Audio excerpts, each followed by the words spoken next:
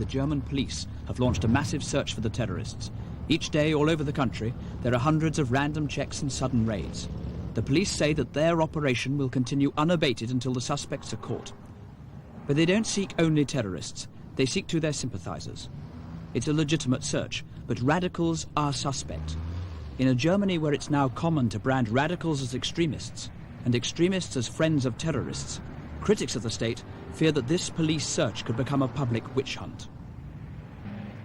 Last Saturday in Frankfurt, a packed meeting of students and professors from all over Germany met to discuss the predicament of the left. This professor argues that in the case of nuclear protest, that only direct action will work, that parliamentary methods are a waste of time. Yet for holding this kind of view, which the state can define as extremist, some 500 intellectuals have been barred from teaching in Germany in the last 5 years.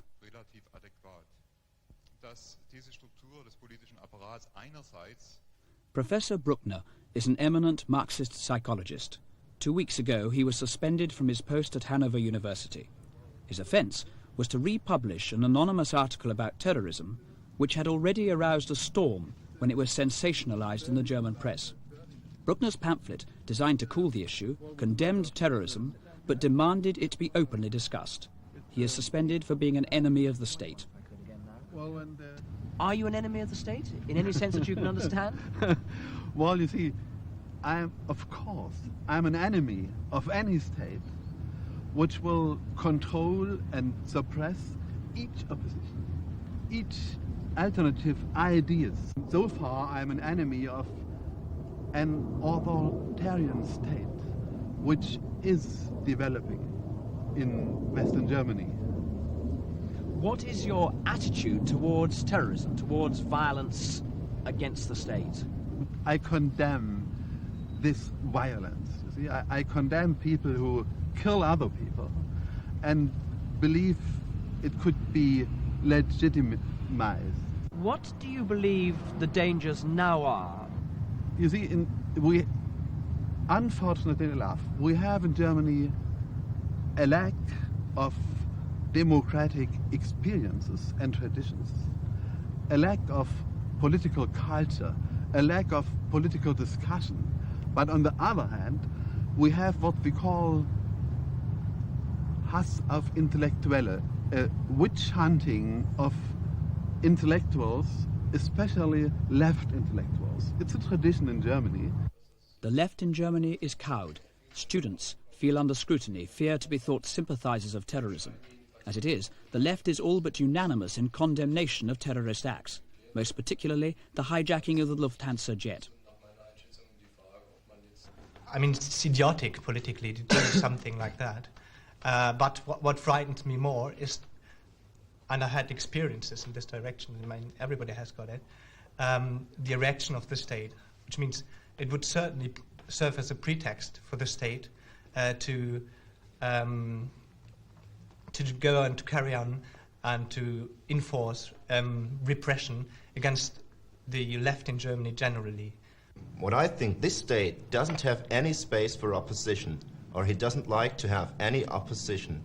You can see that he fights against the Red Army fraction on a military level, but within all that, he brings up laws to get down every opposition. My major fear is that I have no possibility to act politically in future, which means that we all are frustrated in a special way. There is a mood in this country that it is impossible to discuss special things, that myself studying law, I fear that I never can become a lawyer, because a lawyer in this country who defends in political cases all of a sudden will be associated with the people he is defending and will be criminalized, as all the left lawyers in this country have been. Students fear the right, which has its deepest roots here in Bavaria, but which now has wide support throughout Germany for advocating fiercer measures against the terrorists. For instance, its most prominent leader, Franz Josef Strauss, has helped orchestrate a powerful campaign against those lawyers whose clients include terrorists. There is no doubt that a number of lawyers are criminals. I do not accuse all lawyers, not the category of lawyers, but a certain number of lawyers. They are the center of those criminal activities in Germany. Isn't it creating a witch-hunting mood to start to accuse people before they've been brought to trial and to find them guilty in advance I do not of the believe in conclusion? witches. I do not believe in witches. I am not a member of an African tribe who believes in witchcraft or in black magic. We know exactly what we know. And how did the explosives come into the jail? The pistols, the transistor radios, the tape recorders, and so on. You are accusing the lawyers of having done that? Of course. The issue is focused on Stamheim jail, where it's alleged that lawyers have acted as couriers between prisoners and their supporters outside. The charge is furiously denied. If I had to visit my client, I had to put all what I had in my pocket on the desk. I had all to do here to show it. And then I was like this, controlled, and then with a metal detector too. And for me, it's perfectly impossible that a lawyer could have brought a pistol in the prison, and just they maintain the suspicion against the lawyers. Do you have sympathy with the terrorists? No, I have no sympathy with a terrorist. That doesn't mean that I have no understanding. Maybe I can understand their motives, and I'm ready to explain their motives, and that is but quite another thing. The lawyers are on the retreat.